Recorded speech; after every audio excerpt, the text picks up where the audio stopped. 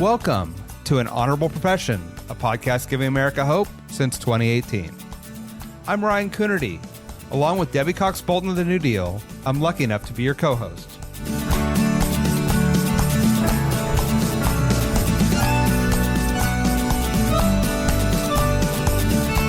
An Honorable Profession is a New Deal Leaders podcast. The New Deal is an organization that supports the next generation of American leaders. From attorneys generals, to state senators, to mayors, to school board members, these are the people that are pushing policies and politics that will respond to climate change, rebuild our economy, address racial injustice, and restore our democracy. These are incredibly talented people who have dedicated themselves to public service when their country and their communities needed it the most. Check out newdealleaders.org to see what I'm talking about. I'm your co-host, Debbie Cox Bultan. In this episode, I speak with Dorcey Applyrs, the City Auditor of Albany, New York. We talked about the role of City Auditor, how she's working to make city government more transparent, and her recently launched Equity Audit that's looking at whether city resources, from sidewalk maintenance to COVID testing sites, are meeting the needs of all city residents. We also talked about how growing up in Washington, D.C., amid multiple epidemics, led her to pursue a doctorate and a career in public health, how she ended up running for the city's Common Council, and why serving as a mentor to young women is so important to her. Enjoy. Dorcey Applyrs, welcome to An Honorable Profession. Thank you. Glad to be here. So nice to see you and to talk to you. And I'm excited to talk about your work in Albany. And I think we should just dive right in. You were appointed city auditor a while ago and then reelected in your own right in 2021, correct? Yes. And so I thought I'd just start with a question. Not everybody might know, our listeners, what a city auditor is and does. So what does a city auditor do? Great question. And you're correct. Most people have no idea that the city auditor position even exists in the city of Albany. But in our city, the Office of Audit Control really focuses on performance audits. And so some get confused with whether we conduct fiscal audits of the city. We actually hire as a city a third-party vendor who comes in and conducts a full financial audit. Our office really looks at checks and balances from a performance, programmatic policy standpoint. Is the city living up to citizens' expectations when it comes to services? So that's one example of what we audit. Also, we look internally at the departments and whether or not they are implementing policy, whether that's small p policies or policies that were enacted by the city's legislative body. Got it. And I know that, for example, you are about or just recently embarked on a big project, an equity audit, which I'm super excited to talk to you about. It sounds such a perfect time. I know that equity is a big word out there, an important word as we think about recovering from COVID. And now that we know how many inequities exist across so many issue areas. So in this context, when you're talking about an equity audit, what are you going to be looking at and kind of what are you hoping to accomplish with that? This is a kitchen sink audit. And what I mean by that, as you alluded to, everybody's focusing on equity. And there are so many factors that can be explored when it comes to equity and equitable outcomes. Given that it's a kitchen sink equity audit, we don't have the bandwidth as an office to really go into depth on every issue. But we thought it was important to cover a variety of topics when it comes to equity. So we will be looking at things such as outwardly as a local government, are we meeting the needs of our constituents in an equitable manner? What does that look like? Something as simple, and we say simple, but it's not simple to residents, sidewalks. I know from my experience as a councilwoman in the city of Albany, you can walk 2 blocks and you will see well-manicured lawns. You will see sidewalks and streets that have been well-maintained by the city. And then you go 2 more blocks and you'll see sidewalks and streets that have been crumbling for decades. Neighborhoods in which city leaders and city government just forgot about. And so there's inequity in our built infrastructure, our built environment. So that's one aspect of what we're looking at. Is the city dishing out resources, taxpayers' dollars, in a way that provides equitable outcomes when it comes to things like sidewalks, also things like code enforcement? Are we going out as a city and making sure that we are addressing bad actors, slum landlords throughout our city versus in just certain segments of our city? We also will be looking in-house. One of the impetus for this particular audit is that I've received a lot of complaints from employees who say that there are some disparities in how people are treated based on demographic information and characteristics. And so we will be looking at hiring rates, the demographics of our leadership makeup, to name a few. Mm-hmm. We also are looking at how our city awards contracts. I've received complaints from small business owners, vendors who do business or attempt to do business with our city. And they say, you know what? Contracts, bids only go to those who have historically been connected to the city of Albany. So we will also be looking at, as a city, how we award projects and contracts. And do we see some disparities in trends when it comes to some of those data points? Yeah. Do you know of another city that's doing this kind of comprehensive equity audit, or are you the first that you know of? I don't know of another city. There may be one, but the first that I know of. Yeah, it's a really exciting project. Like you said, it touches so many aspects. And I know you've looked at a couple issues that touch on the equity issue. I know in the fall you did an audit around the COVID response, right, in communities of color in particular. What did you find there? We found from the community's feedback, there were perceptions that the city was not being responsive to the needs of communities of color. And the administration has made it clear that a lot of the public health response happened at the county level. We don't have a health department at the city level. We have a county health department and a New York State health department. That being said, there was a perception and a need from residents that the city itself be more responsive to things like testing. We had testing sites that were stood up, but you had to have a car to get tested. And so for some of our residents who didn't have cars, who used public transportation and had children, the concerns were, how do we get tested? Even access early on to masks and some of the protective equipment. We found that a lot of our low-income residents in our communities of color, they were not clear about where to even go to get masks. And so our findings were that the residents in our communities of color felt that the city was not being responsive, even in terms of how we communicated information as a city. Residents were not clear what the messages were, even though there were a lot of conflicting messages early on during the pandemic.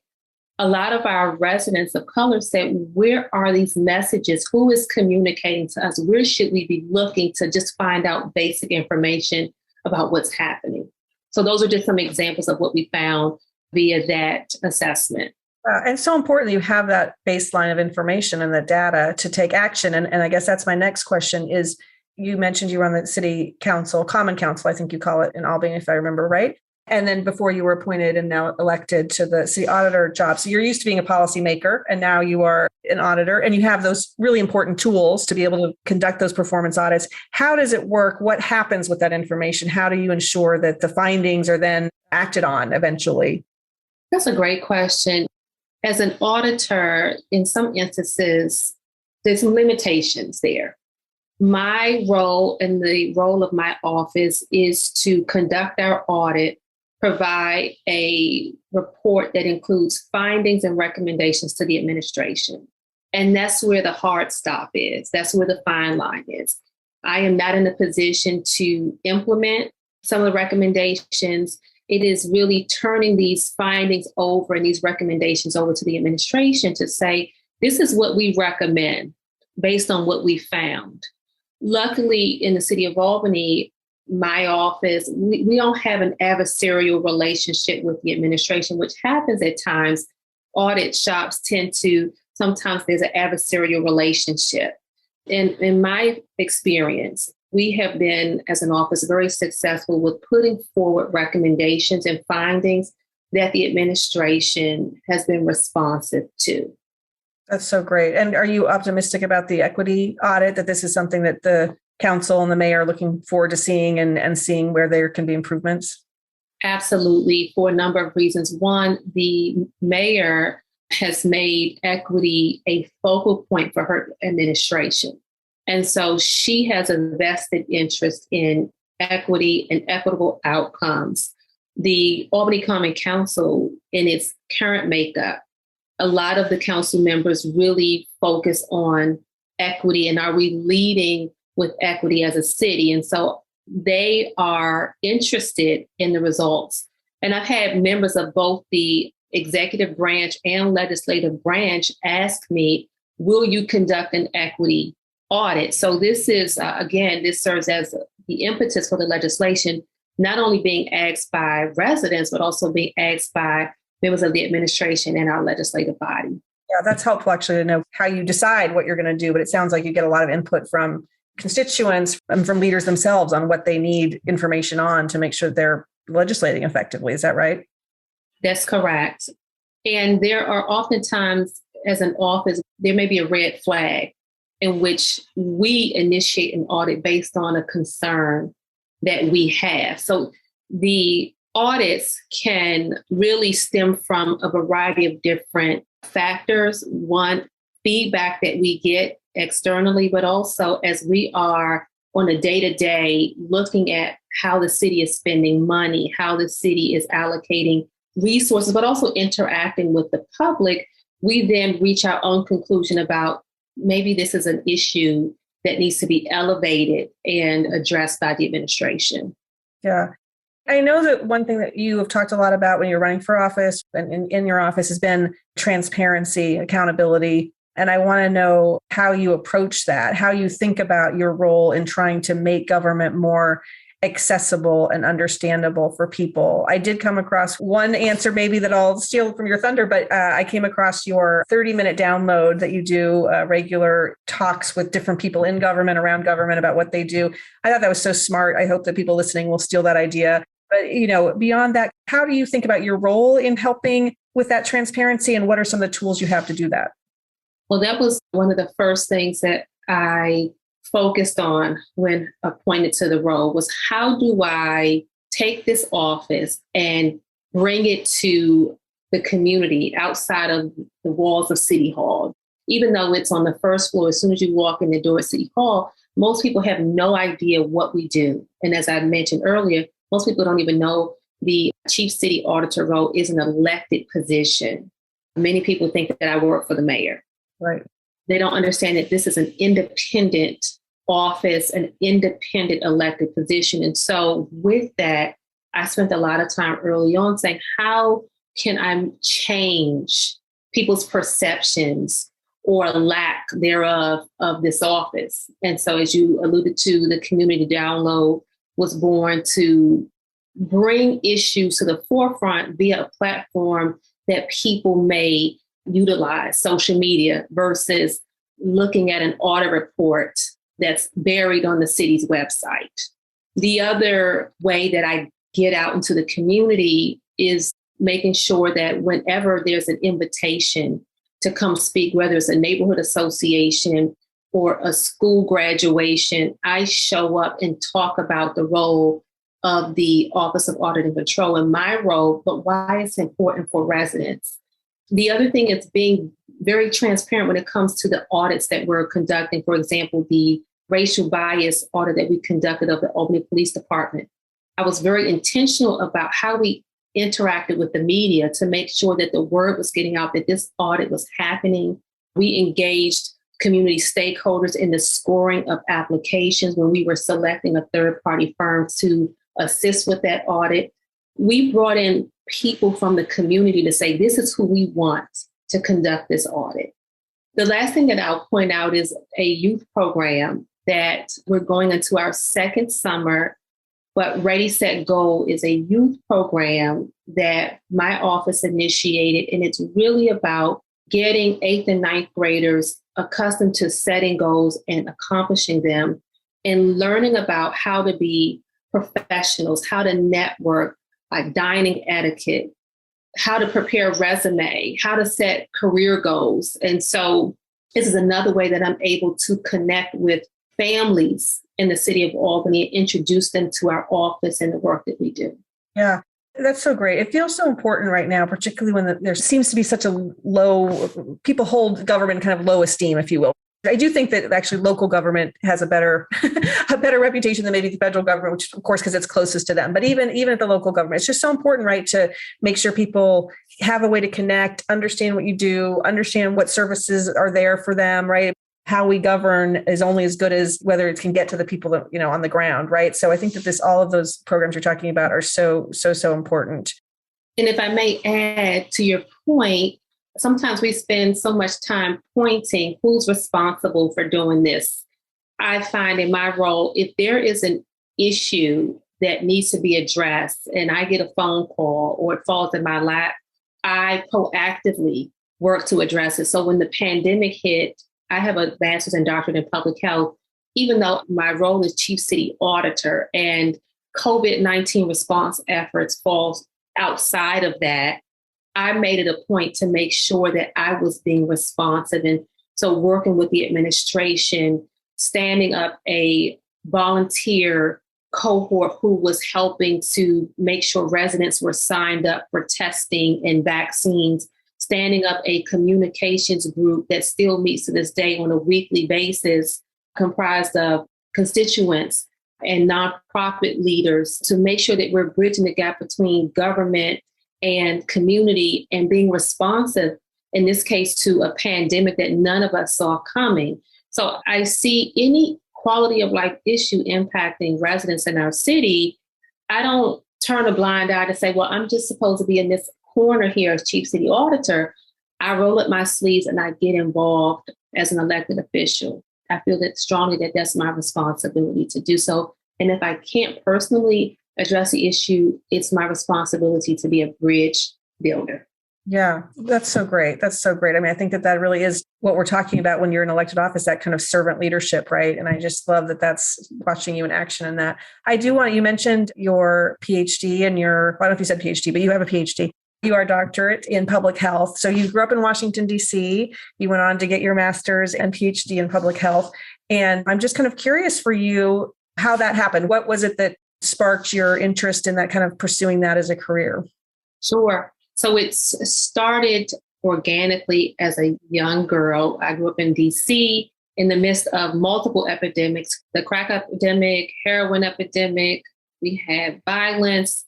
So like most urban cores, I grew up in an area in which I learned early on how your neighborhood impacts your health. I was able to make that connection early on. And while I wasn't sure that I would end up in the field of public health, I knew that I wanted to help people. I had a loved one pass away from HIV-related complications. So sorry. Thank you. Thank you. So that planted a seed really for me to want to invest not only in my community, but other communities and be intentional about how to help people when it comes to health and looking broadly at not just health from an individual standpoint, but health from a community standpoint and how your neighborhood, your community impacts your health. And so that's how the seed was planted. And I was introduced to public health while an undergrad student at Delaware State University. I was on the track to become a psychologist.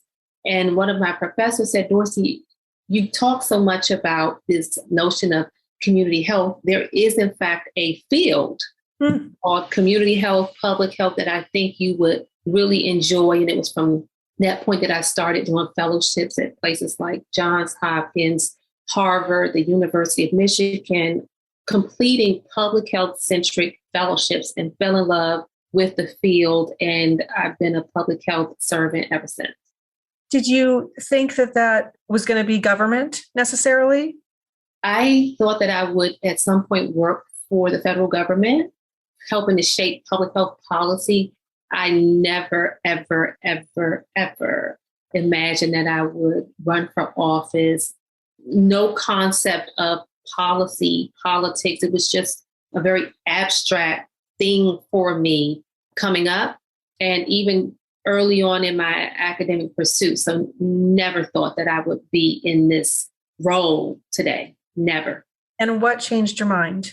How did that happen?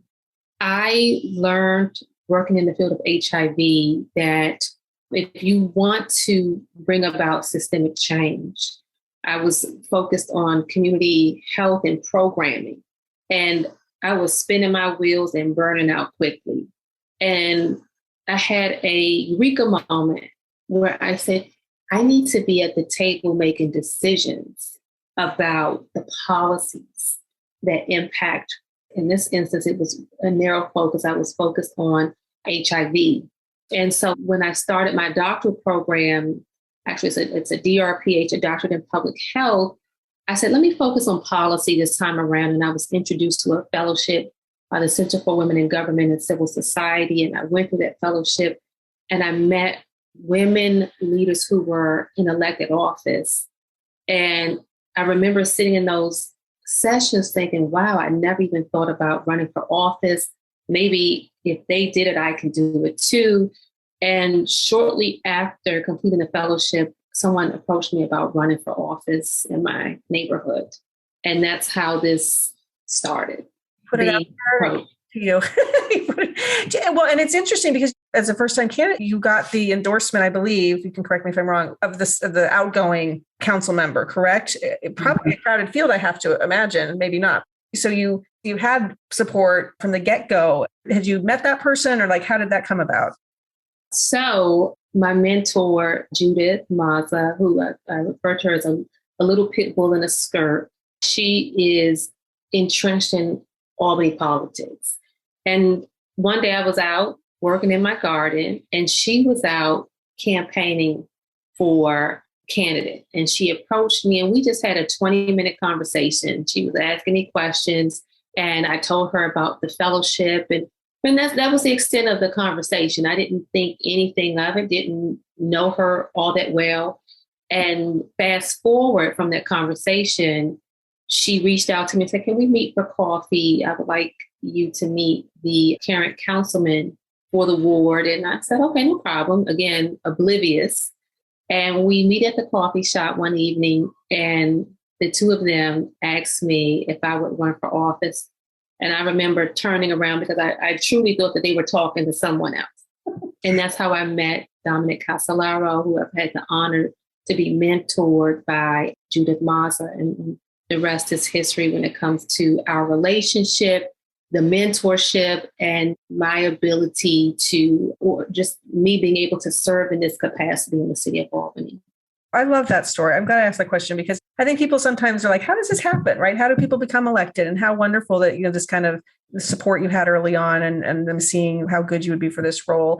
And I do want to ask you, Dorcey, too, you talked a lot about mentorship in that answer. You're an incredible mentor. And I was looking back at some of how much you've done, particularly around helping women throughout your whole career. And it seems like something that's super important to you. And you've been honored. You were I think, ambassador, Women and Girls Ambassador for Girls Inc., for example. You were honored by Senator Gillibrand with an Off the Sidelines Equality Advocacy Award a few years ago. So clearly, you've done so much. Why is that so important to you? And what would you tell other women about the importance of mentoring? Well, I get teary-eyed thinking about the mentoring piece because it is so much of who I am. And I am very clear that I am who I am because so many people poured and mentored me. I would not be here as the Honorable Dr. Dorcey Applyrs if it wasn't for mentorship. I'm very clear about that. And so with that, it is a responsibility of mine to give that back. And I am very intentional about doing that. So when I am, whether it's meeting people in the neighborhood, I will talk to a grandmother and say, do you mind if I mentor your granddaughter? Because I am very clear that given the inequities in this city, while we are a college town, there are so many kids in this neighborhood who have never stepped foot on a college campus. And we have at least 6 colleges and universities here in this area. I am clear that many of these young people will not make it to college if someone doesn't mentor or pour into them. And so it can happen as organic as that, or oftentimes young women reach out to me and ask if I will mentor them via someone said, I think Dorcey would be a great mentor for you. And I very rarely say no, because again, I count it a privilege to be in a place to even mentor, to have something to offer. So I love being able to serve as a mentor and to pour and give back to others, truly. Thank you for that. And it's super inspiring. You've got a big job. You're a mom of 2 little ones. You do all this mentoring. You're truly an inspiration. This is an honorable profession. One of the reasons I love having these conversations is to just hear the passion and to remind people, honestly, about how selfless, frankly, and how, the sacrifices that elected officials make to do this work. And you're just such a great example of all of that. So I just want to say thank you for all that you're doing. And I just think you're doing fantastic work there up in Albany. And I'm so grateful to have you as part of the New Deal Network. And thank you for coming on the show today. Thank you so much for having me. Thanks for listening to An Honorable Profession. Please subscribe to hear more amazing leaders.